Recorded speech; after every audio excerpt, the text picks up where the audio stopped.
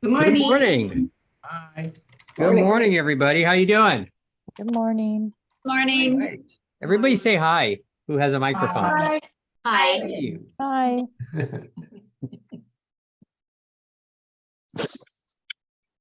All right.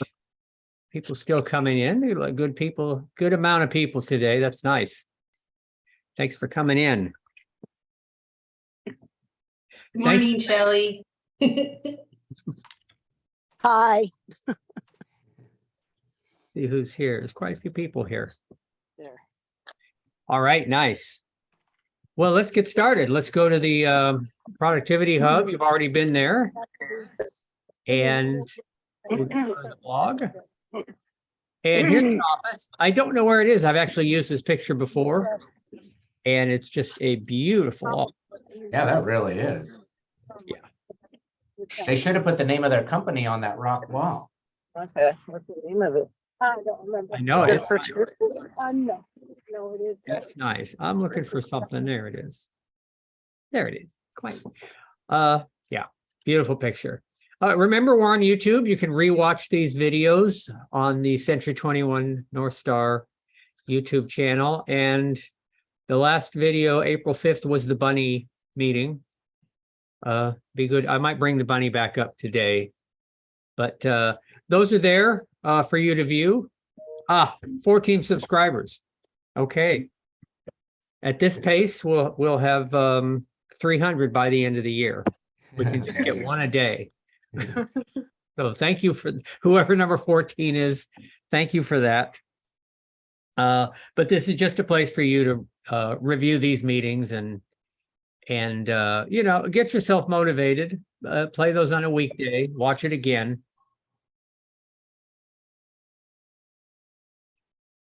And maximize your lead generation and prospecting skills. That's something to think about today. This is interesting. How much time should you spend each day on listing a property? And I was listening to a couple of coaches, and they say up to 70% of your day should be related to listings, either procuring the client, or servicing the listing, or going on listing appointment, or preparing for a listing appointment. So the message then is to think about adjusting your schedule so that the majority of your time is spent procuring and servicing listings. Good listings are the name of the game. We've been saying that forever. It puts you in control of the process. Every other realtor works for you when you have the listing. The other one is how much of your business comes from buying it. We talk about that as well. You're either buying your business, it means you're paying for leads, or you're waiting for it, which means you put your name out there, or you're paying for the various advertisements, or you're earning it, which means you're talking to somebody. That's all it means. You're earning it by talking to somebody through your own initiative that didn't cost you any cash. So just a reminder, earning it by actively prospecting is far more profitable than any other business method, and it gives you the most control. It's a dial that you can turn. You can put money into advertising and just hope that something happens, but you can set an appointment with somebody. You can call somebody and set an appointment, and you're in total control of that, and it didn't cost you any cash. The importance of prospecting in current marketing conditions. So we are in a different condition than we're used to. Today's market is more of a challenge. But I think I say somewhere that it's a normal market. So more time needs to be set aside to find business. I like this. Stop wishing things were easier and focus on making yourself better. If you've been in real estate for 2 or 3 years, you know that we had some amazing times. Multiple offers, 20 offers, all cash, $100,000 over asking price. We'll never see that again. And good. It wasn't all good. It was really bad for some clients. So that's not what anybody wants. So remember, this is a normal market. Adjust your methods of working and continue to develop your skills to adopt to these conditions, these normal conditions. And treat your business like a business, because that's what it is. You're a small business person or a big business person. Remember, there's a lot of business to be done. There's billions of dollars to be done. Just look at the MLS reports. And speaking of lots of business, what do we got for listings? Let's have a look. Anybody have a new listing, new closing, anything they'd like to share with us? Any haves, wants, needs? I have have two a- closings Oh, go ahead. coming up. Tell us about them. Hello? Hi. we hear you.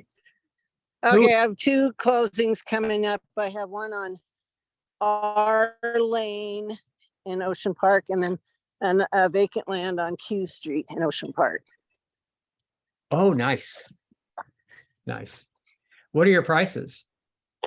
Well, the vacant land is at this point landlocked, so for 2 lots, it's $25,000.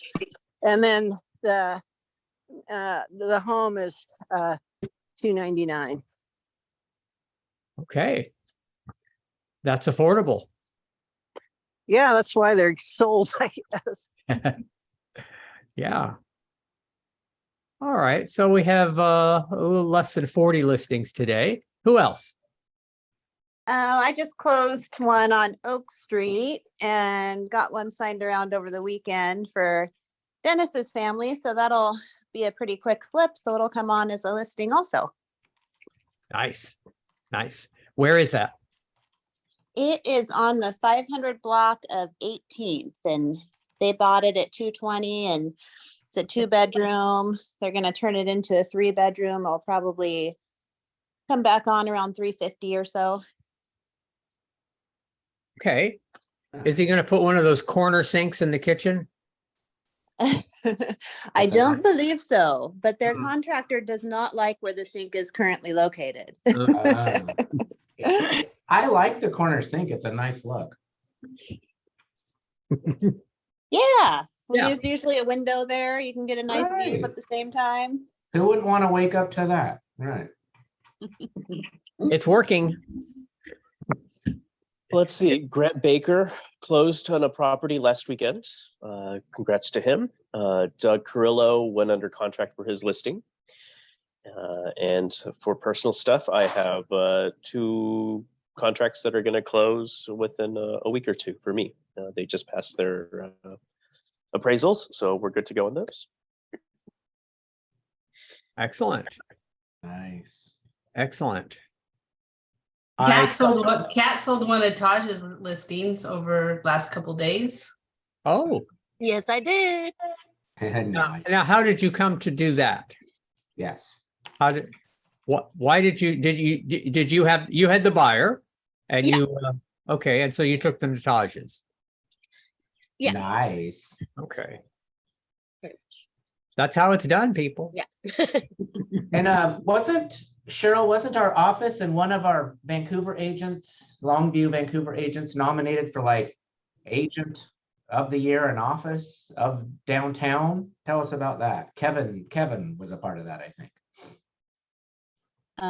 Yes, that is Kevin. He's a Vancouver agent, but yeah, he was nominated for, it was some best up and coming or Rookie of something. the year, something like that, or up and coming. Yeah, I can't Yeah. remember. That He'll was pretty- win. He's gonna win. That was pretty cool. He's getting really active in the community, so that's good. Yeah. He does a lot of charity work, I guess. Mhm. Yeah. Yep. Yep, he's having one soon. It's like bands, beer, and something else that starts with a B. I don't remember now. We're gonna have to go to that. Oh my Yeah. gosh. Coming right up. I'll let you know. Well, keep us informed on that. Yeah, he's a Vancouver agent. He goes up to Longview to collect awards. Excellent. Oh, he lives Well, here. He was Yeah, he lives in top. Kelso. Yeah. Yeah. Yeah, I think he actually lives there. So So yeah. he goes down to Vancouver to sell houses. Great. He does do that. Yes. Yes. Nice. Okay. Well, cool. All right. Any, oh, well, I got to ask on my favorite house, anything on on the yellow door? It's so cute. I think it's pending. It's it went affordable. on It's and at off for a Longview. while, but I think it's pending now. I think it's pending. Okay. All right. I want to see that sell. We'll have a little celebration when that one sells. Augie Baca is back in business. Seen multiple closings on him this week. So congratulations in Nice. Caldwell, Idaho. Good. It looks like things are picking up everywhere. Things are Yeah. picking up. And It's Jeff not, Jensen is busy too, so yeah. yes, he is. Yes, he is. So we're easing into this year, but we're starting to see numbers that are good. So congratulations, everybody. Our listings are down slightly. They're under 40, which is good. All right. What else have I got? Remember, I showed these last time, the little media posts. There's the bunny going to make his appearance again. You use this bunny all summer on your social media and be known for it. You can use these statistics that Nice. I don't see a date on them. So I was January 2023. So those are good for a few more months. And that's March, so that's good. So they all go together. They can reinforce the bunny. All right. And I still have the last Relentless podcast, The Power of Personal Brands, Amy Wooden. I actually listened to that whole thing. It's really good. Worth listening to. Okay, how's the market? Interesting news on interest rates because they are now, they're kind of reliable right now in the sixes, in the mid sixes. So 6.32, which is down a few points. And the NAR economist said something specifically about this, that they, this from the 6th, they continue to improve in the past week to an average rate of 6.28, marking the 4th consecutive week of decline. And compared to the recent 7% average rate peak, the latest rate saves $140 per month for a home buyer on a $300,000 loan. So good news in that it's what we've been looking for. We've been looking for stability and a little bit of normalcy as we go into spring. So everything I asked for is here. So we're in good shape. I got the action reports. I did update the Cowlitz County. They have a specific market report for March. And so that's been put up there for anybody in Cowlitz County. You want to refer to that. We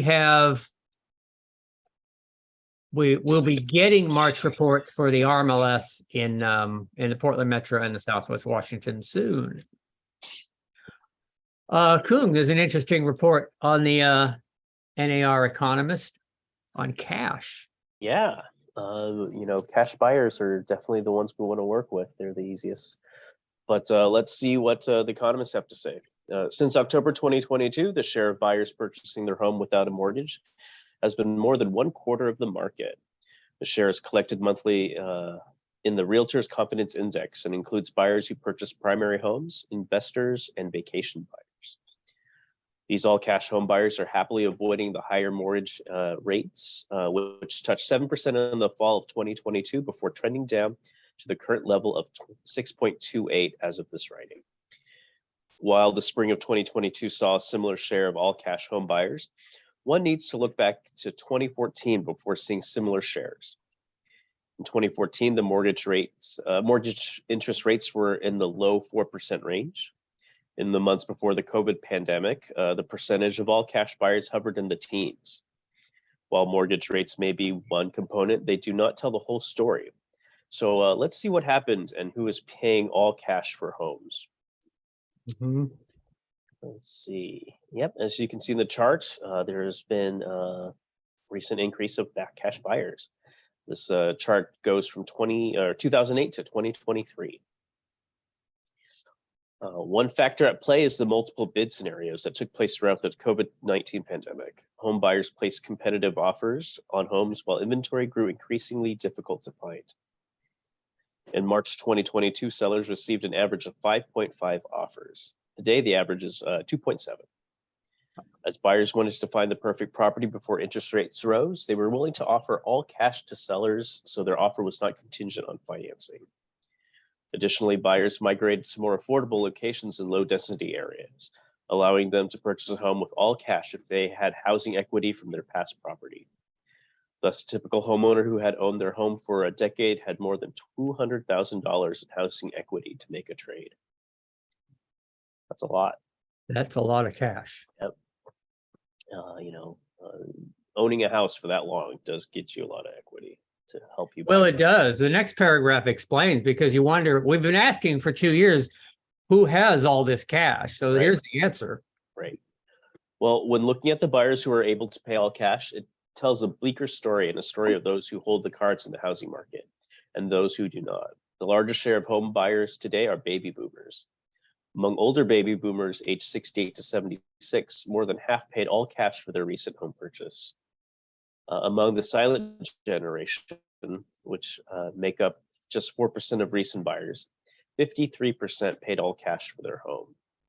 The next question may be, well, wouldn't seniors always pay all cash for their homes? The data shows us that that is not necessarily the case. Before last year, about 1/3 of older boomers paid for their home without a mortgage. And among the silent generation, the share never surpassed 48% in the historical data. Older buyers have significantly more housing equity, helping them make housing trades without needing a mortgage today. It makes sense. It does make I said, sense. they've owned their home for a while and they've built that equity, so they are able to use that cash. Yeah. Let's see. Indeed, the share of all cash buyers had jumped for all generations. Among younger baby boomers aged 58 to 67, the share purchasing without a mortgage made a 1-year jump from 22% to 32%. Even among Gen X buyers aged 43 to 57, the share of all cash buyers jumped from 8% to 15%.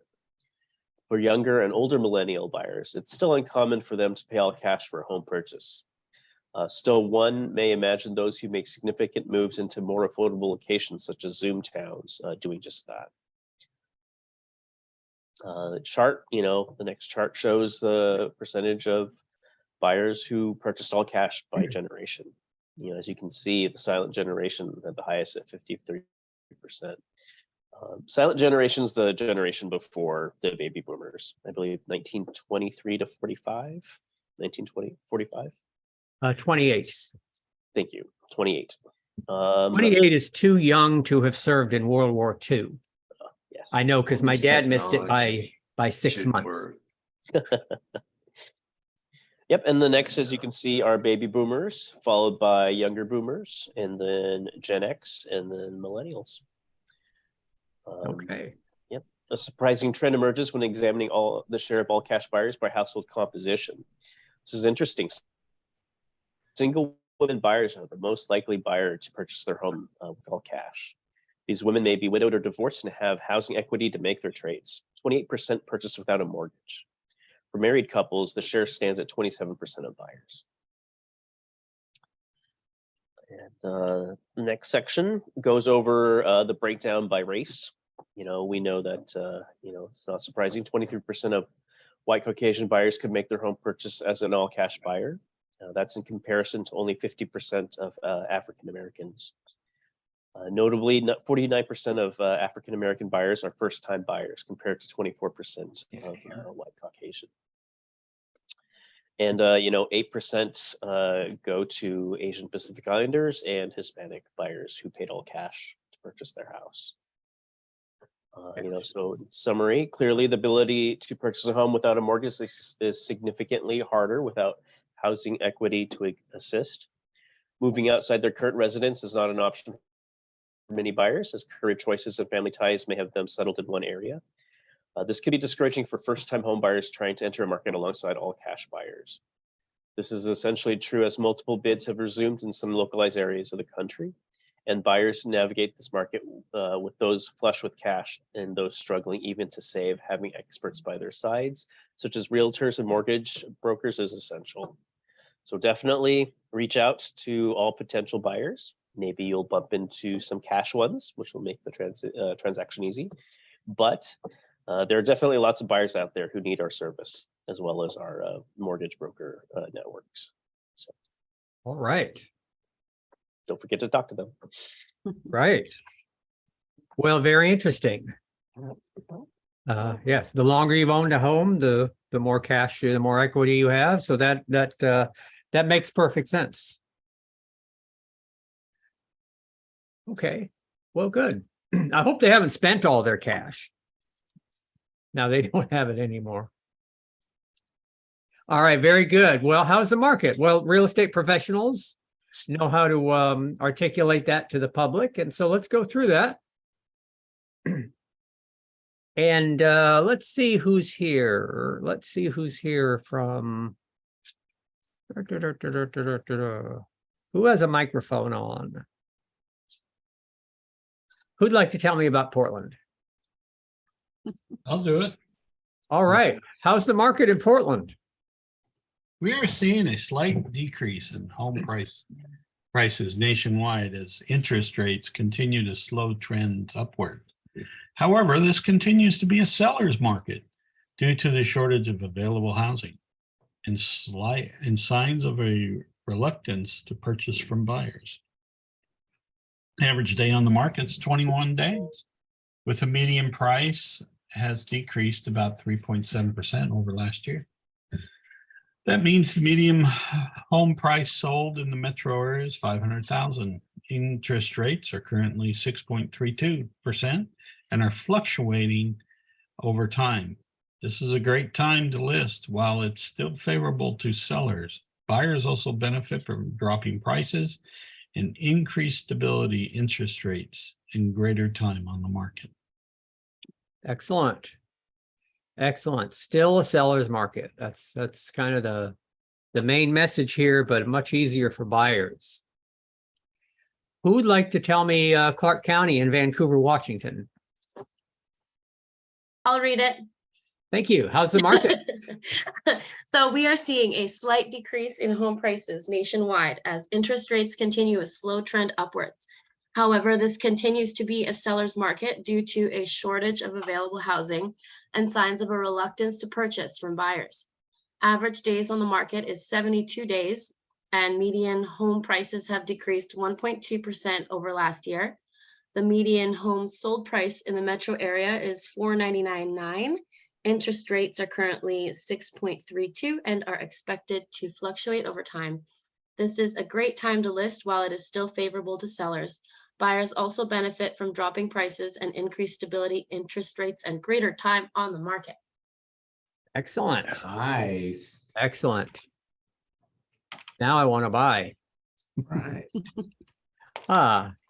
Who can see this in Cowlitz County and Longview, Kelso? We do have some agents. I can do it.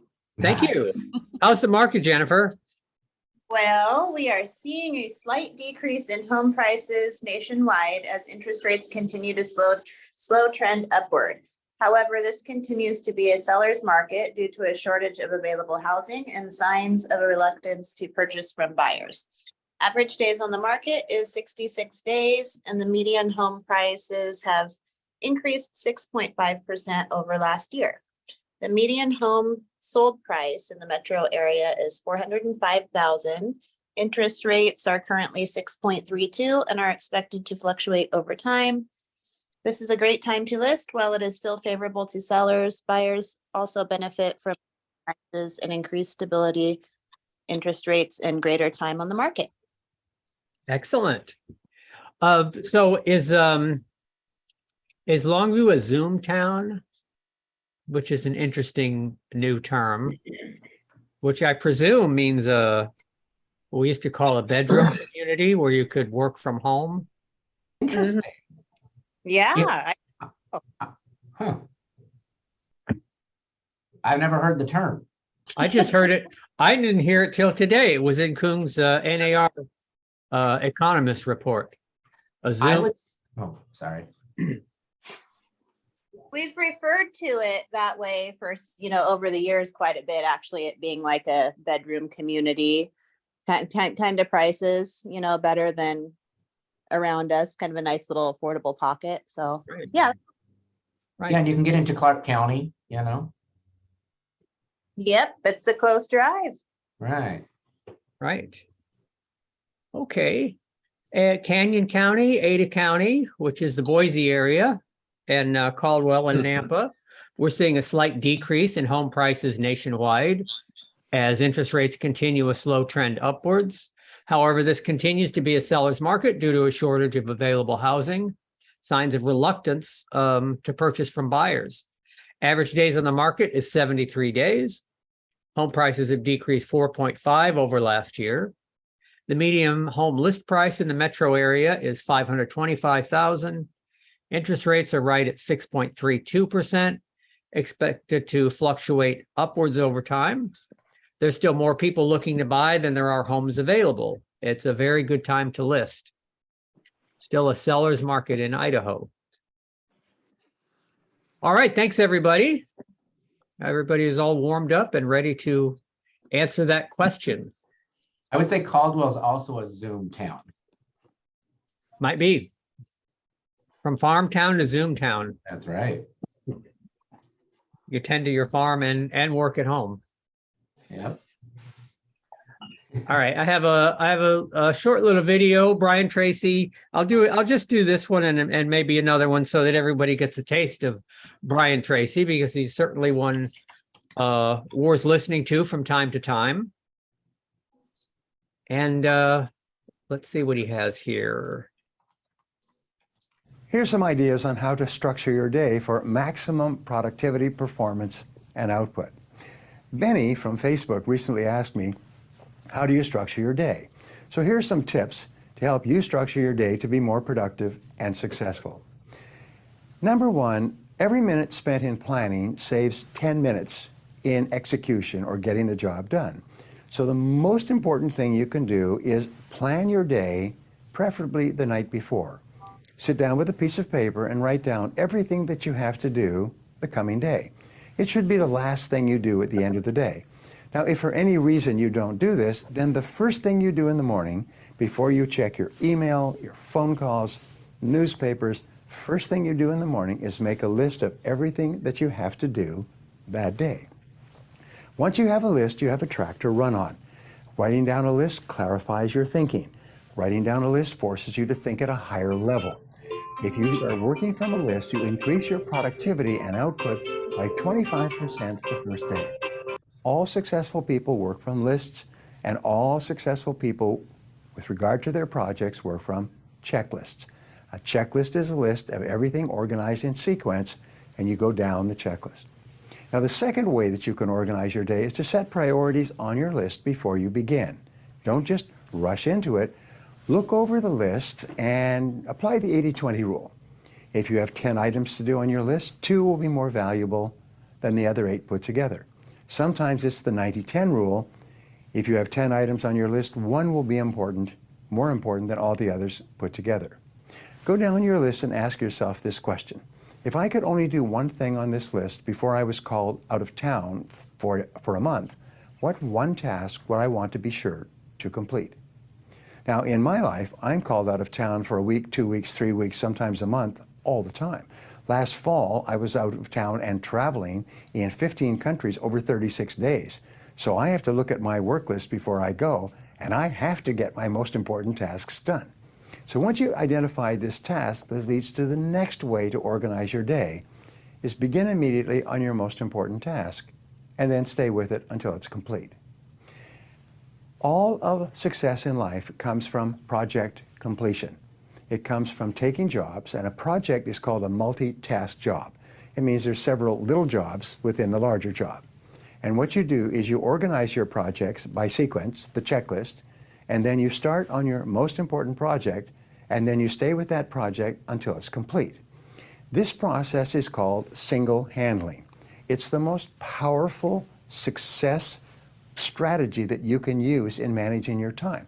You can actually increase your productivity by 50% by simply starting and completing your most important task first thing every day. So if you can do those three things, start with a list, organize the list by priority, and then start on and complete your most important task, you can double and triple your productivity, sometimes almost overnight. Okay. Good stuff. I like what he says. All successful people work from a list. You think that's true? Yes. I think it is. I think it is. So it's a good place to start. Shauna, you said something about Accelerate.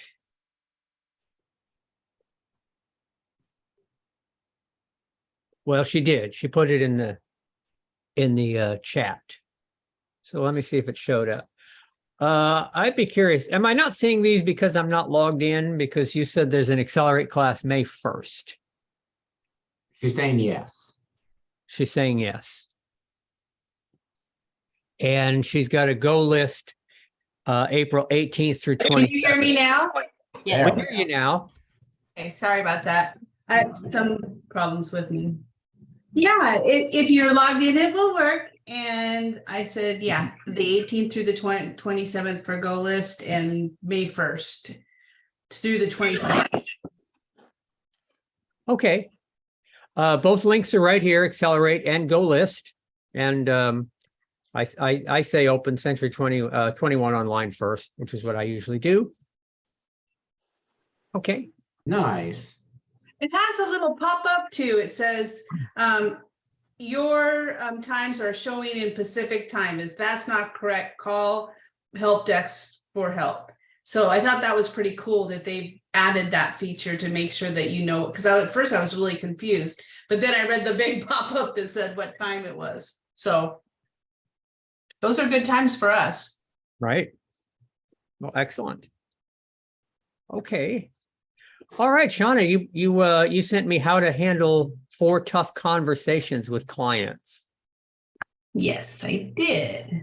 Okay. Well, that sounds like valuable information. It is. I even put a picture on it for you. I saw that. I really liked it. Hey, is now a good time to buy or sell? Yeah, that's a great question. Well, we That's already a good answered. question. Yeah, we answered yeah, we know the answer to that. But, you know, as you go through your career in real estate, things are going to come up. And as you help home buyers navigate the most significant investment of their lifetimes, or help the homeowners sell their most significant asset, you're not just dealing with the the stuff of transacting the property. You're also dealing with the complexities of people. And it's no surprise that tough conversations coming up can be inevitable. In addition to being a master at lead generation, marketing your brand, and knowing the buying and selling process like the back of your hand, of course, all of us do, you may also have to navigate tricky territories. But sticky situations are no match for you as a real estate expert. And we're here to highlight 4 tough scenarios that may arise and how you can handle each. I mean, most of us got into this business because we like to help people, right? And it's a good career, but that's usually, I mean, most of us really do enjoy helping other people. And that's going to come up. Before we get started, we recommend your approach for any tough conversation is to make sure that you listen, empathize, educate, and remind and reassure them that you're on their team and have their best interests at forefront. You know, it really does calm them to know that you're on their side. And it's good to stop and pause and make sure that they realize that that's what your, objective is in helping them navigate through everything. Your experience, or if you're not comfortable saying your personal experience, you can say your team's experience. we'll help them and educate them and make sure that they make the right decisions. So the first scenario, this is happening a lot over the last few years, and it's still happening now. Your buyer's offer got denied and they blame you. Hopefully they're not blaming you, but they could be, and they're not telling you. So arguably the most common tough conversation to have with your client, and the one that never seems to get easier. The best approach here is just to let your buyer vent and actively listen. Empathy is everything. They're disappointed in losing out on their dream home, but little do they know you can help them find the next perfect property. And it is a hard one. I mean, I know there's got to be other people out there that have had this happen recently. I think Kuhn said that he had it happen a few times. Nick, did you have some situations recently where you lost out as well? Mhm. Yeah. So why do you think they blame their realtor? Because people like to blame somebody. Well, I feel like often the pressure of being the professional, you know, whether it be your physician, your attorney, your real estate agent, is that it is expected that you, under a stressful time, were to have the answer. And, you know, if you don't, you know, then who wouldn't you blame? It's just part of the business, it seems. I think they have unrealistic expectations. Yeah. The Yeah. more you Right. talk to them in the beforehand and let them know this could happen, and you know, this is what's happening, the more Right. they're prepared. well, I that's think it, I that's think, important. is set the stage, you know, the expectations. If you tell them, look, I'm going to go in and I'm going to get you this house, and then you don't, you set yourself up for this. Yeah, most human nature is set in the past. In their past, I should say. Right. Right. Like Cheryl said, I think setting, you know, letting them know that it's a possibility to begin with is huge. Right. A lot of them don't understand that you can't get all the information from the other agent too. They're like, well, what's the other offers? What do we, it's like, they're not going to tell us that most of the time.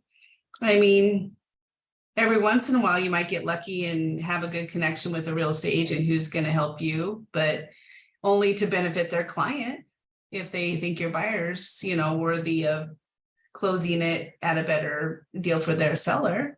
So once they've gotten everything off their chest, reassure them that you're committed to their best interests and put your game face on. Remind the buyer that you're on their team and that you're relentless in the pursuit of their home buying journey. So it is hard. I mean, and it's even hard on the buyer's agents if you're the listing agent. It's just try to be nice to people. It's pretty frustrating when you write 3 offers and you're still out looking. Yeah. Yeah. So the next scenario is one that happens a lot, and that's due to an unfortunate event. You're listing somebody's house. Some buying or selling a home isn't taking place as a result of the happiest circumstances. Whether it's a death in the family, a divorce or separation, or an unexpected change in their job, there can be a painful reason why they're changing housing. So I don't know about you guys, but this comes up a lot for me. Life-changing events often force people to move. And this is where active listening and deep empathy towards your client's specific situation is key.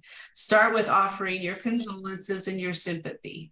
And that's important. Don't just go there to list the house and do that. Make sure you say you're sorry for their loss or whatever it could be. Then reassure them that you have the tough stuff handled. And I've literally helped people who are in the process of selling their house they're just scared. They've never sold a house. They recently lost somebody that usually helps them with that kind of decision making. And just tell them, you know, you don't have to worry about all these things. I'm going to make sure that we're taking care of that stuff for you.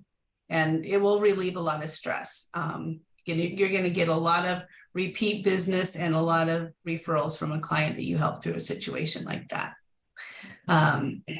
They're dealing with a lot at once. So knowing that they can trust you to handle the big picture and the finer details of home buying or selling process is crucial. Taking the weight off their shoulders can help establish trust and make the process easier for everyone involved.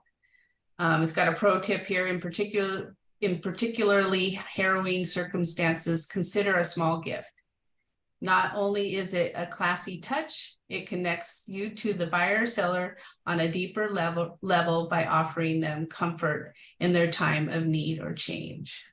So yeah, a little bouquet of flowers, something like that could really go a long way. Or, you know, a gift card to go out to eat so that they're not having to prepare food, things like that. That's a good pro tip. Does anybody have anything they want to add? I know that Jennifer, Cheryl, I know all you guys have to deal with this stuff too. It just happens. Yeah, I would say, because I'm dealing with it as well. Your client may be in a bit of a fog, and so patience is what you need. You may say something very direct to them, and they just didn't hear you. They're just not listening. They're not in a place to listen or to pay attention to business right now. That's pretty common, I think. I say, yeah, I agree. I say, since we're dealing with it personally on the other side, I say, you know, just you take a deep breath and take it real slow and read the room and read the facial expressions and try to match where they are. Don't try to make them happy when they're not happy. You know, just try to match where they are. You know, don't try to change the scenario. Yeah. Yeah. True. Keep them moving forward to their end goal, you know. Right. Make sure they know that, you know, you're there to keep things going, and they can make the final decisions, but you're there to help them and make sure that it's done correctly. Right.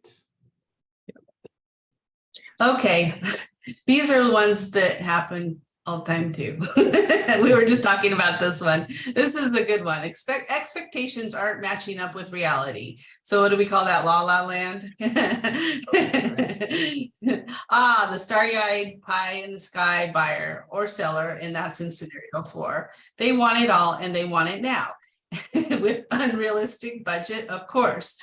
Perhaps online calculators have warped their expectations, or maybe they've got a surprise in the form of their mortgage pre-approval.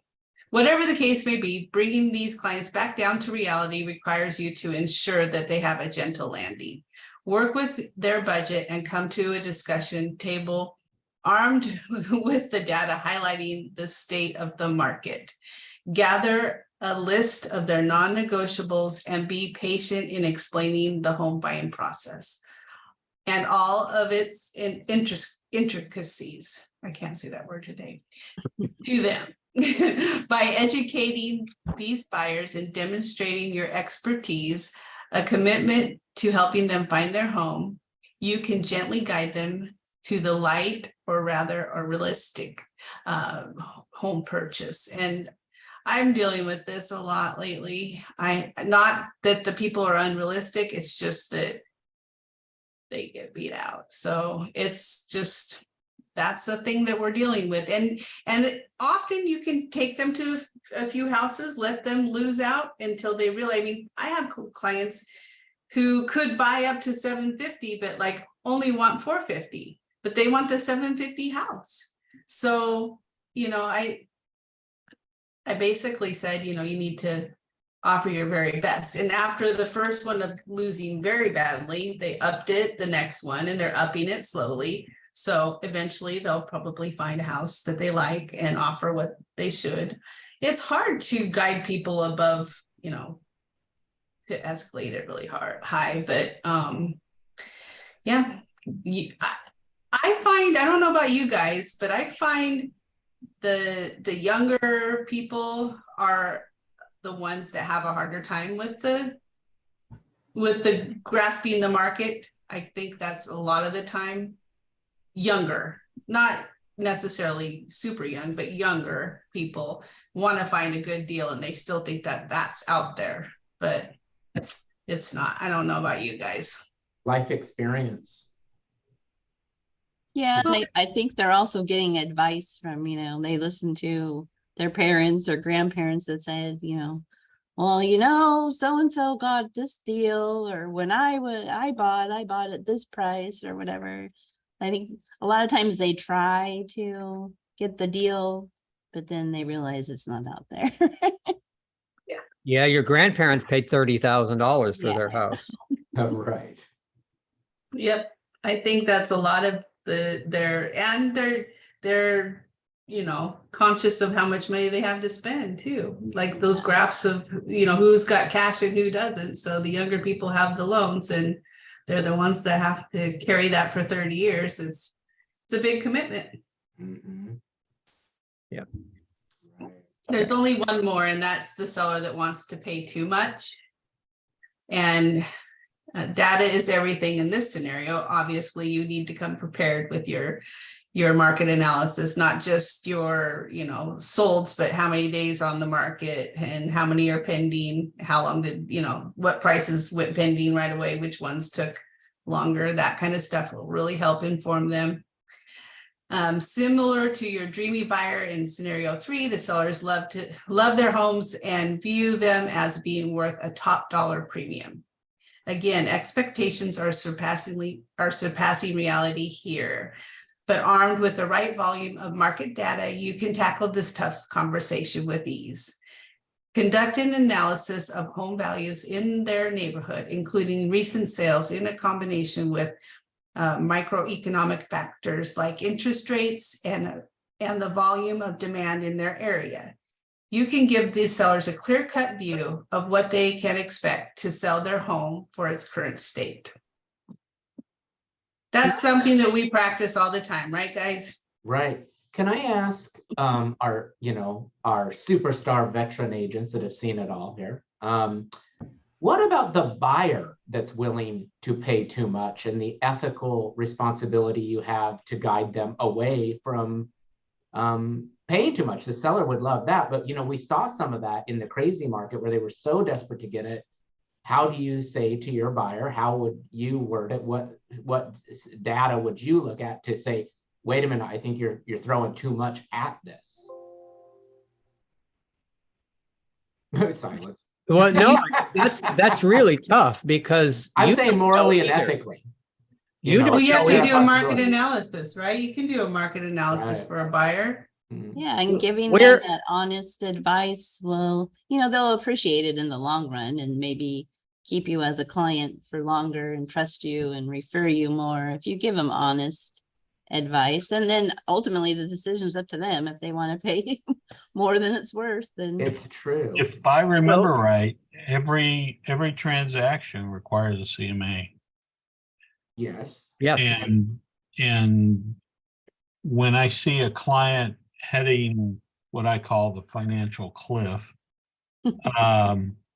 and desiring to spend 20, 30 more over, it's got to be an informed choice because that's the only risk avenue that you have, because what happens if they buy it and then they have buyer's remorse and then they come after you? Let them. Well, and I guess that was my point was, we're not going to see this, at this point because things have calmed down, but back, 5 or 6 months ago, and for the last couple of years, you did have the potential of a buyer possibly doing that. And, what is our moral and ethical code to saying, okay, wait a minute, let's get a CMA for you. And like Shauna was saying, and Pat, a complimentary CMA might help guide them. And Yeah. and not I only agree just that could happen, but I think it could happen more in this market than in past. Because supply and demand, I think leads us into that venue a little bit more. Yeah, What was not, that, Cheryl? not only just price, but also like not getting an inspection. I mean, that's a pretty important thing. I hated that when we were, telling people that's what you have to do, because that can be a really expensive thing for people later on. Right. I The saw other some thing that things in the you have to keep in transaction. mind when overpaying is the appraisal. I mean, if Yeah. you can't get the appraisal to pass, you're not going to get Yeah, That's a good the point. lending approved, and you're not going to get the house anyways. So yeah. Good point, Coon. That is, to talk to Cheryl's point about home inspection, I had a client that I saw some issues that I was concerned about. I voiced it to the client. The client said, no, I love this house. You'll be fine. I said, well, I think we need to do an inspection. He goes, no, I'm fine. And I said, well, then here, I need you to sign this waiver that I've told you, and you've chosen against it. He says, yeah, I'll sign it. He signed it. And then his wife says, well, maybe we ought, no, sign it, dear, just sign it. So he pressured his wife into signing. And then it wasn't even 3 weeks. He calls me up and he says, we got a problem. You sold me a house. That's exactly the words he said. You sold me a house. And I said, okay, yeah, I did sell you that house. But you remember all these papers that you signed, right? He goes, well, yeah, some of them aren't even good, are not even worth the paper they're written on. And I said, well, they're your signatures. Let me send you this one. And he reads it and he goes, yeah, I remember that. And I remember you were very adamant about me doing that. And even my wife wanted me to do this. And Oh, no. I went against everybody's advice. I said, yeah. So I'm sorry, but I think you own this problem. There you go. Make sure you have them sign something if they are that adamant, right? And that guy has provided me 3 leads that actually went into final transactions. Because he said, you have integrity. Nice. Nice. So, Nice. yeah, stick to your guns. Yeah, that's good. You do. Yeah, it comes up when there's multiple offers. And I guess one thing to remember is, yeah, you will protect yourself by giving them a CMA. But it's their decision on how high to go. It really is. And you don't know what offer is going to be accepted. You probably don't know. And if you knew that going 20,000 over would get them the house, you could tell them that, but you don't know that. All you can say is make your highest and best offer. Yeah. Good Yeah. question. Great. I always give them my suggestion as far as what a competitive offer is, after looking at comps and all that. But then I give them my suggestion, and then I always say, with that said, it depends on how much you love it. I mean, if it's the hot market like we had been in the last couple of years and we knew what it would take to get a house. But I would always give them my suggestion of what a good offer is. But then I'd just say, and with that said, it just depends on how much you love it. Whatever they want to throw at it after that, because they have to have that house, they can kind of look at it that way. Yeah, I have to say to them, you have to tell me how much you really, really want this house before I can tell you what I think, because if you love it that much, it's up to you, but you can offer what your top is. When that's a good point, Jennifer and Shauna, like, if your buyer is going to do that in that rare case where it's more of the buyer willing to pay too much, then a house is worth what somebody's willing to buy it for. Yeah, that's Half the worth absolutely of the home. Yeah, tell the appraiser that. That's But that's to the Coon's point. It may not appraise. Yeah. I love that market price. of what a house is worth, though. I Right. love that definition. It's true. Right. Nice. Nice. Okay. Well, yeah, every now and then we come across a question that everybody has something to say about, and those are just wonderful. Those are just wonderful. Well, I'll tell you what. So Shauna, your material, I'll tell you what, I'll let you do the entire meeting next week because I'm not going to be here. Cheryl. You mean Cheryl? Cheryl and Shauna, Yes. both of you can run that meeting. Nice. All right. Then that's all I have. Any parting words? Go forth and make lots of money. Go forth and make lots of money.